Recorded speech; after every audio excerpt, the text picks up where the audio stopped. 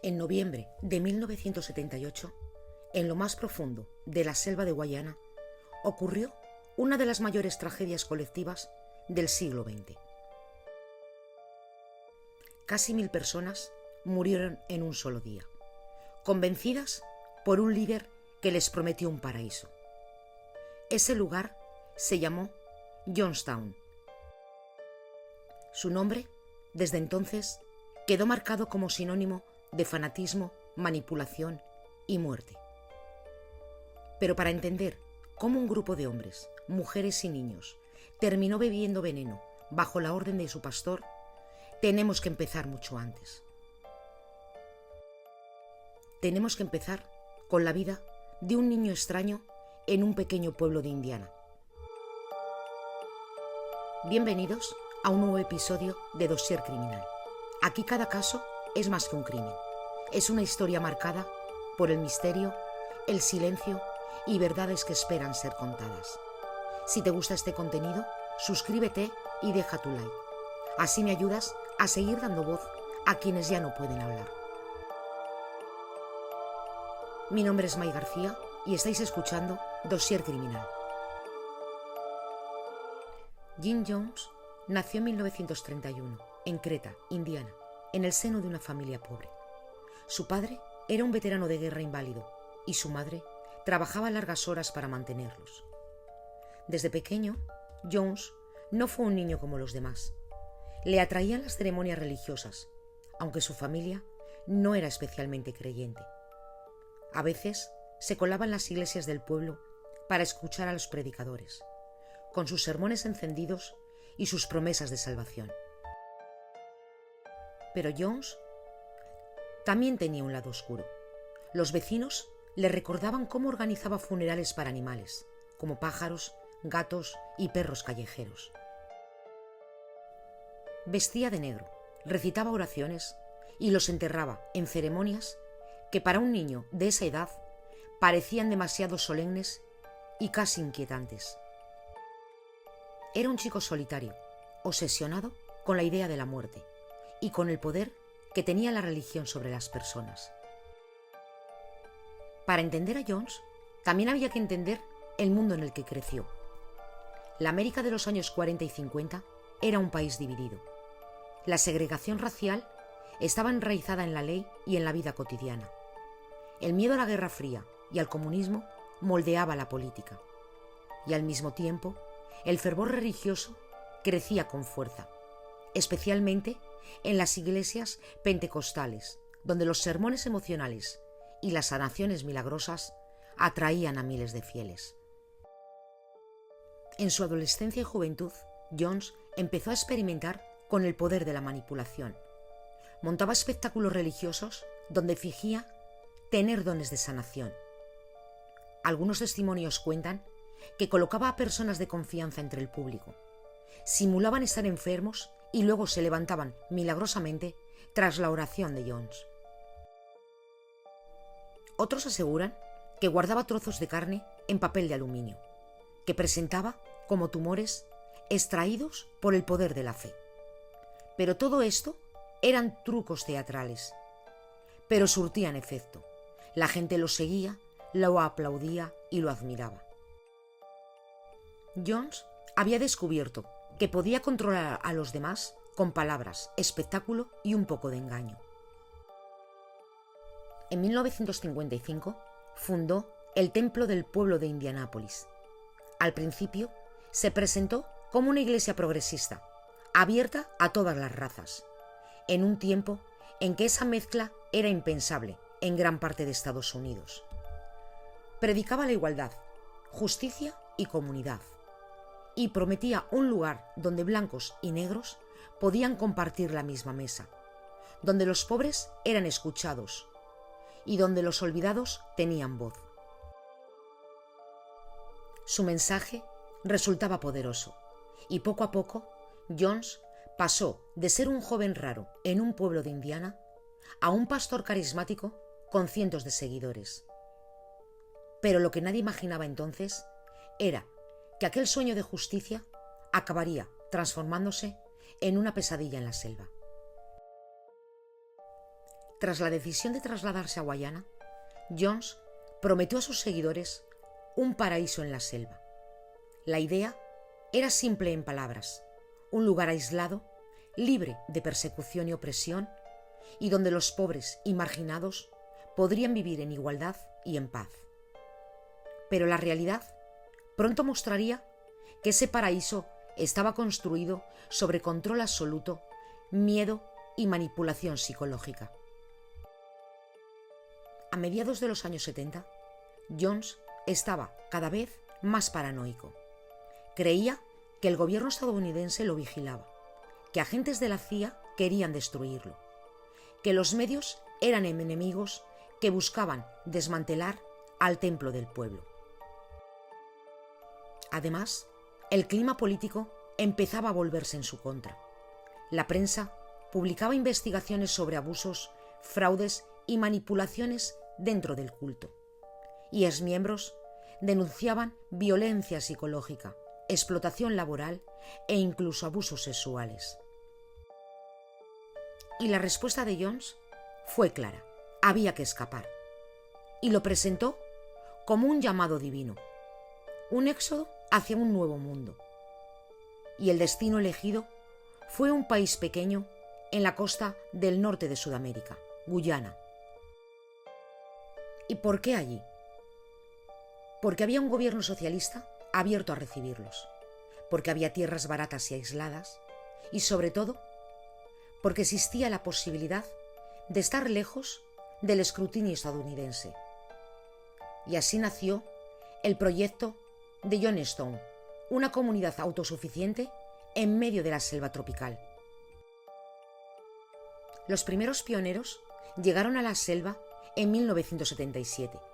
Armados con machetes, palas y martillos, comenzaron a despejar hectáreas de tierra cubierta de maleza, construyendo chozas de madera y estructuras colectivas. El calor era intenso, la humedad pegajosa y la vida salvaje constante. Había serpientes, insectos y animales que merodeaban.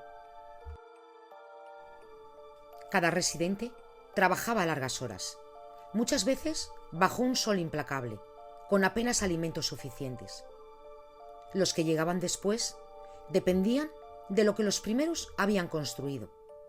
La comunidad funcionaba como un engranaje rígido.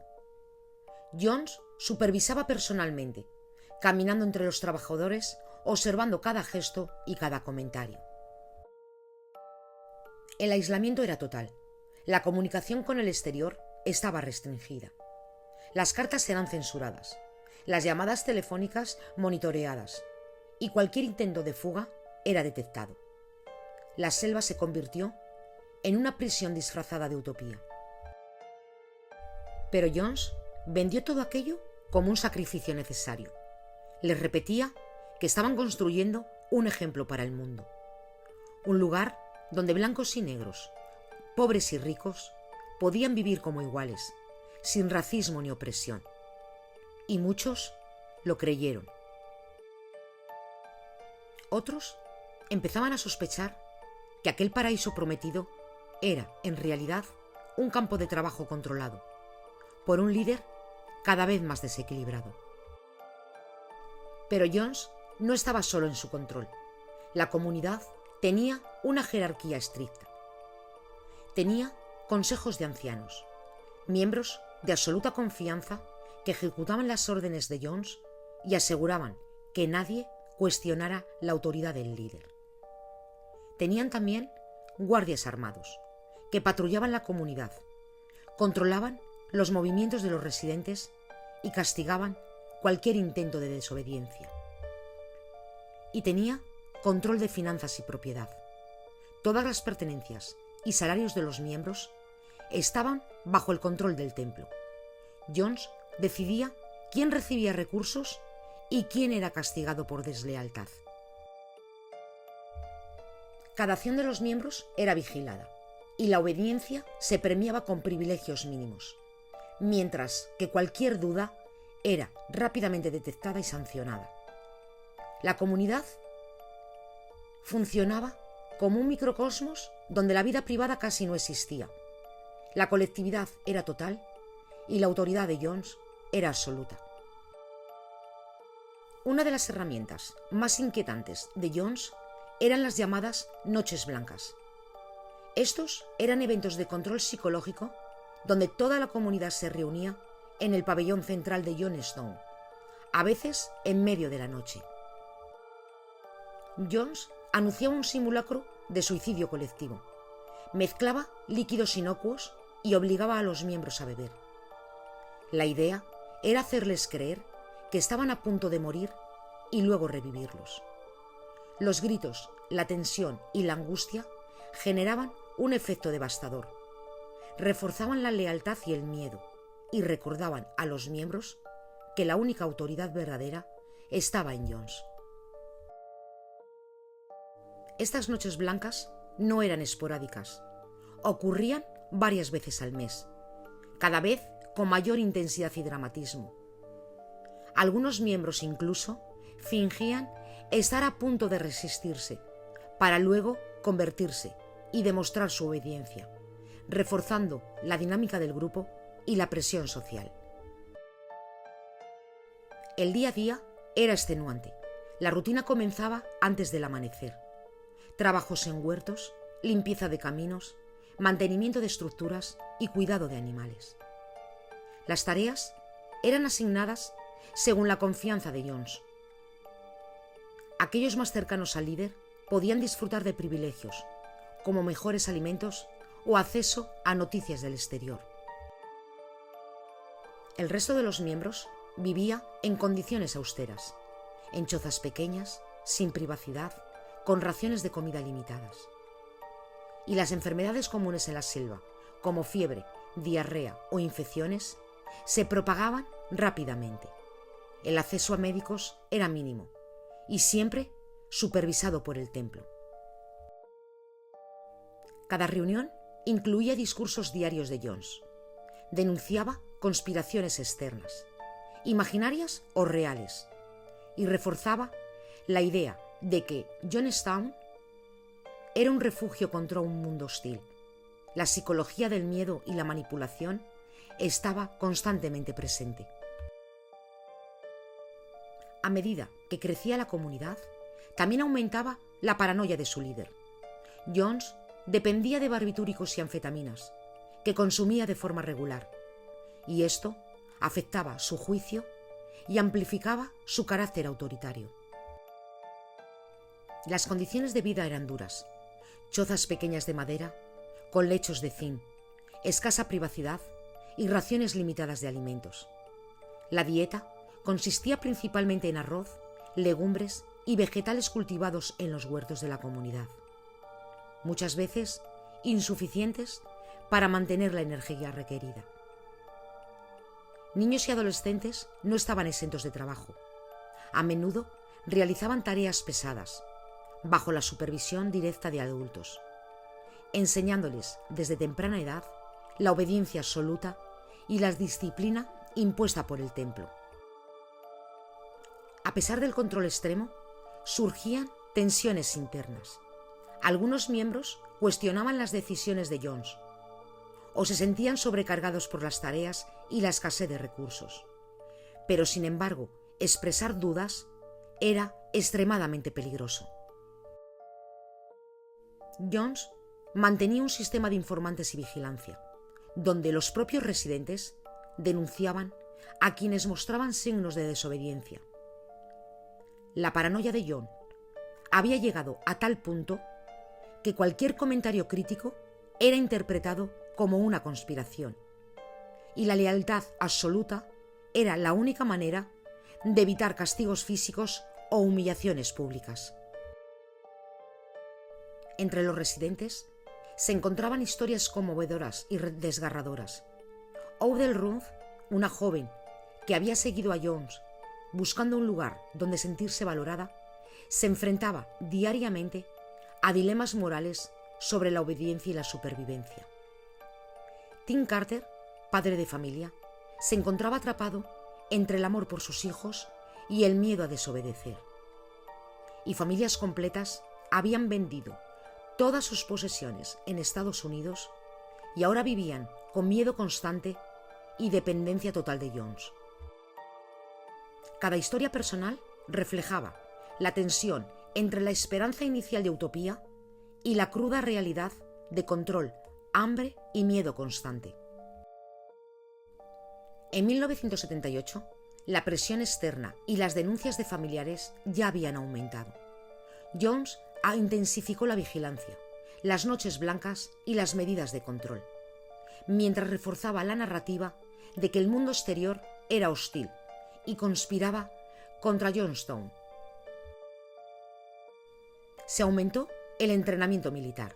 Algunos residentes recibieron armas y fueron instruidos en tácticas de defensa. Las discusiones sobre escape y desertores eran castigadas con severidad. Jones también empezó a experimentar con métodos más rígidos para garantizar la obediencia total, incluyendo ensayos de suicidio colectivo y vigilancia extrema durante toda la noche. La comunidad vivía en una constante tensión psicológica, miedo a las represalias internas, paranoia sobre ataques externos y la presión de cumplir las órdenes de Jones sin cuestionarlas.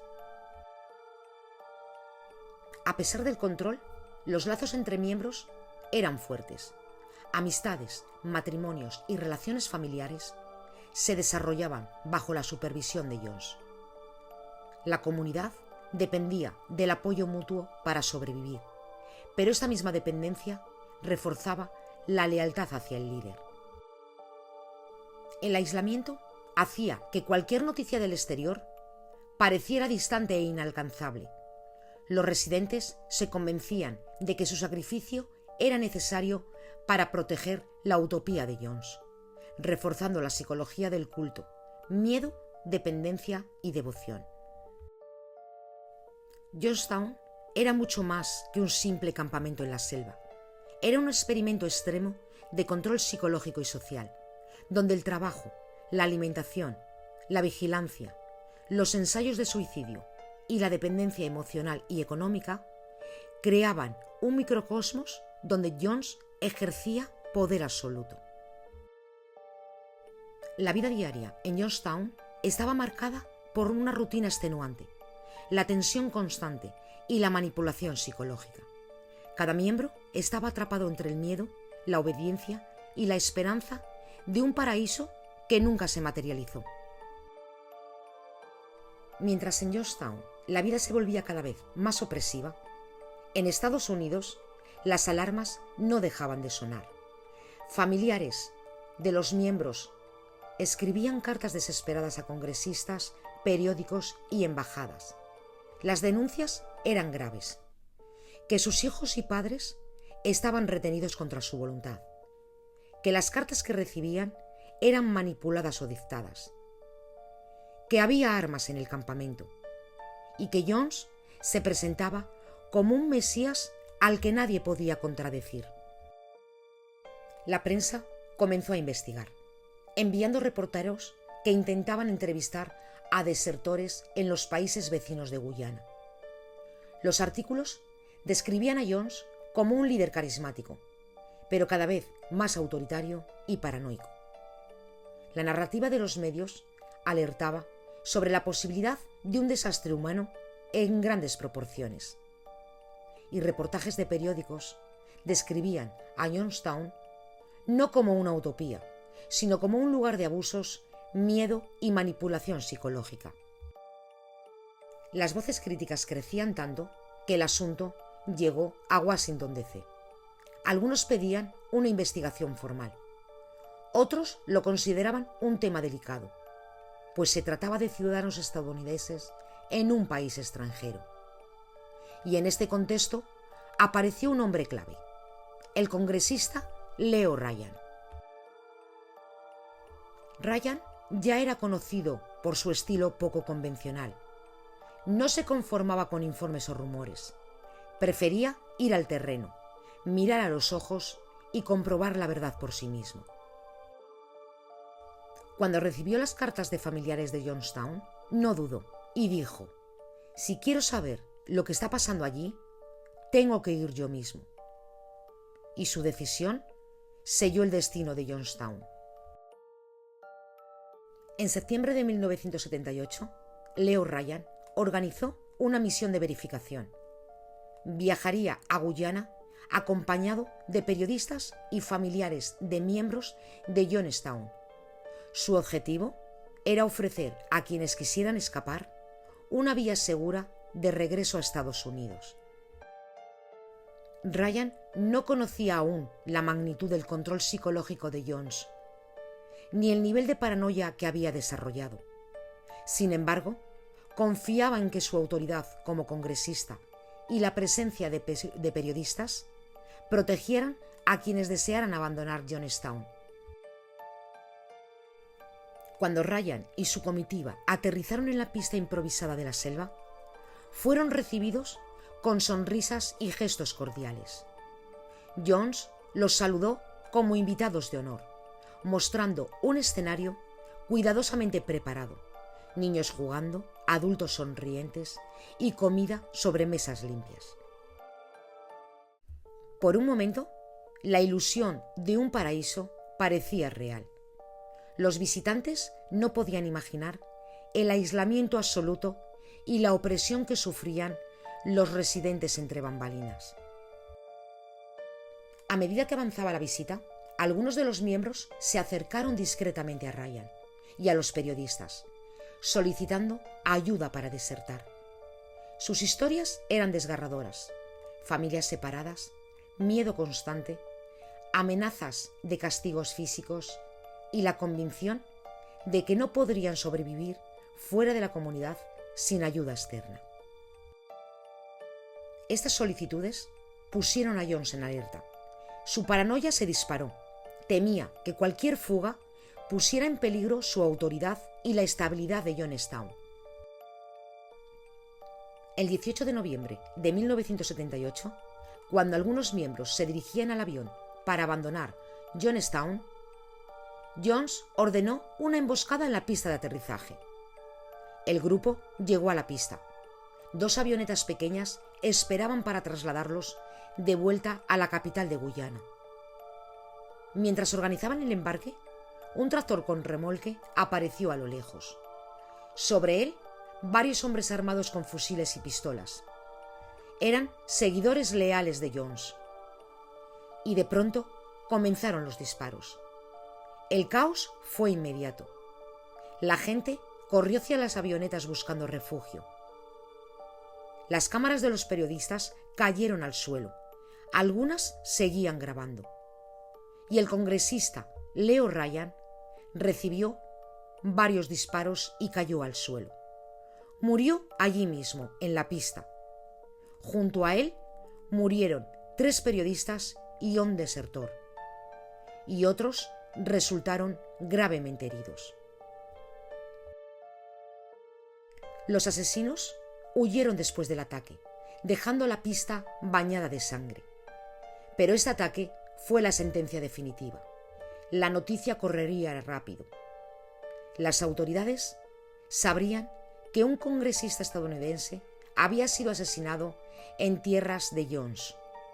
Y en ese momento, Jones decidió que no había marcha atrás y convocó a todos sus seguidores en el pabellón central de Johnstown. Pronunció el discurso final, que llevaría a la mayor masacre colectiva de civiles en la historia de Estados Unidos. Tras la emboscada, Jones comenzó a preparar a la comunidad para la masacre que estaba por venir. La paranoia había alcanzado su punto máximo. Todos los elementos estaban alineados: aislamiento, control absoluto, tensiones internas y miedo extremo. La preparación del suicidio colectivo estaba a punto de comenzar. El 18 de noviembre de 1978 amaneció en Johnstown con una calma engañosa. Pero en el corazón del campamento, la tensión era insoportable. Jones estaba convencido de que el mundo exterior había traicionado a su comunidad. La muerte de Ryan y de los periodistas había confirmado sus peores miedos y reforzado la necesidad de un acto final de lealtad absoluta. Los seguidores, aún sin comprender del todo lo que iba a suceder, se preparaban para una jornada que cambiaría sus vidas para siempre, sin saber que la mayoría no sobreviviría. Jones ordenó que todos los miembros se reunieran en el pabellón principal. Más de 900 personas, entre adultos y niños, se reunieron. Jones subió a la plataforma central y su presencia y su voz firme capturó toda la atención y comenzó a hablar. Comunicó que ya no había vuelta atrás, que Estados Unidos enviaría a soldados, que el imperio vendría a destruirlos. Su voz, amplificada por altavoces, resonaba en la selva. Con un tono entre paternal y amenazante anunció: «Nos atacarán, no permitirán que vivamos en paz.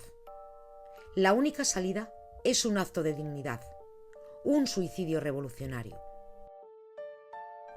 Los miembros del templo escuchaban en silencio. Algunos lloraban, otros parecían resignados. Los niños jugaban sin comprender lo que estaba por suceder.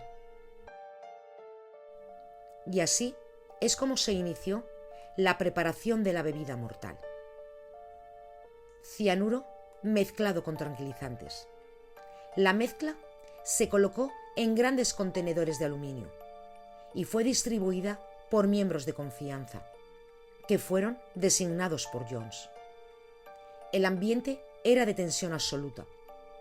Murmullos nerviosos, sollozos y el olor metálico del cianuro mezclado con el aire. Jones supervisaba cada paso. Observaba a los miembros, corrigiendo gestos, asegurándose de que nadie dudara. La bebida debía de ser administrada a todos, sin excepción.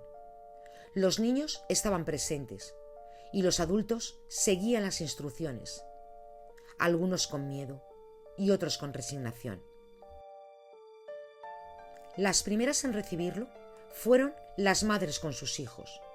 Los pequeños, muchos bebés, fueron obligados a beber el veneno con jeringuillas y cucharas. Los gritos de dolor comenzaron pronto, convulsiones, llanto y cuerpos que se desplomaban. Jones hablaba al micrófono, repitiendo una y otra vez que aquel era un acto heroico, un paso hacia la liberación. Uno tras otro, los adultos se acercaban a la mesa donde estaban los recipientes. Algunos lo hacían convencidos, siguiendo a su líder hasta el final. Otros eran empujados, forzados, mientras guardias armados vigilaban que nadie se escapara. Los supervivientes recuerdan que la escena era insoportable. Padres intentando calmar a sus hijos envenenados. Gritos mezclados con cantos de resignación. Y el suelo cubriéndose de cuerpos en cuestión de minutos. Pero a pesar del caos, Jones insistía: esto no es un suicidio, es un acto de protesta contra un mundo inhumano. Pero lo que estaba ocurriendo era una matanza colectiva. Mientras sus seguidores morían, Jones permaneció sentado en una silla, con un micrófono en la mano y un vaso de veneno a su lado. Pero cuando llegó su turno, no bebió, y fue encontrado horas después con un disparo en la cabeza. Lo que no se sabe con certeza es si se disparó él o si ordenó a alguien más hacerlo. Pero de cualquier forma, su final quedó marcado como el del hombre que llevó a casi 1000 personas a la muerte. 918 personas murieron aquel día, incluyendo más de 300 niños. La selva quedó cubierta de cuerpos, ropa, utensilios y restos de la bebida mortal. La operación de rescate fue caótica. Militares encontraron escenas de horror absoluto, con cuerpos mezclados entre árboles y chozas, algunos abrazados a familiares otros solos. La noticia sacudió a todo el país. ¿Cómo había sido posible que un pastor llevara a la muerte a casi 1000 personas? ¿Cómo nadie había detenido antes a Jones? El Congreso se enfrentó a críticas por no haber actuado con más firmeza frente a las denuncias de los familiares. La CIA y el FBI fueron señalados de no haber prevenido la tragedia.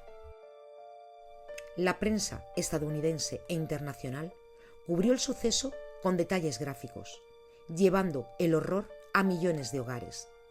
Las imágenes y testimonios revelaron la magnitud del control psicológico, la manipulación y la tragedia de cientos de niños y adultos.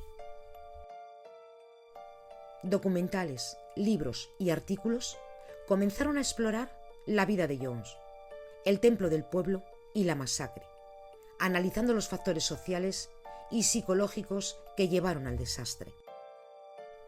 Jonestown no solo fue un lugar en la selva, fue un espejo de los peligros del fanatismo, de la obsesión por el control y de la vulnerabilidad humana ante la manipulación. La memoria de los supervivientes y de quienes murieron sigue viva, recordándonos que la historia no debe repetirse y que la crítica, la empatía y la vigilancia son esenciales para evitar tragedias similares. En Jonestown, las chozas han desaparecido y los huertos se han perdido. Pero la lección perdura. La obediencia ciega y la fe mal dirigida pueden tener consecuencias devastadoras.